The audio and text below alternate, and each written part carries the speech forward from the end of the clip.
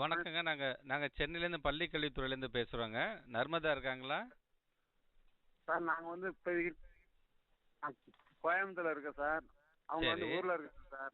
நீங்க கோயம்புத்தூர் போயிருக்கிறீங்களா? ஆமாம் சார், வியாபாரம் பார்க்குறேன் சார். வியாபாரம் பார்க்குறீங்க. சரி, பாப்பா முடிச்சிருச்சா? 12th முடிச்சிருச்சா?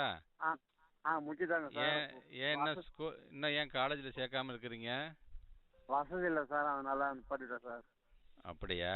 சரி, வசதி ஆமாம் ஒரு சார். காரணம். ஐயா, இந்த நீட் தேர்வை ரத்து பண்ணிவிட்டு அப்படியே எங்களை டாக்டருக்கு படிக்க வைக்கிறான்னு சொல்லியிருந்தீங்கள, அதை நீட் தேர்வை ரத்து பண்ணிட்டீங்கன்னா கொஞ்சம் சந்தோஷமாக இருக்கும். அப்படியே குழந்தைய நாங்கள் டாக்டருக்கு படிக்க வச்சுறோங்கய்யா.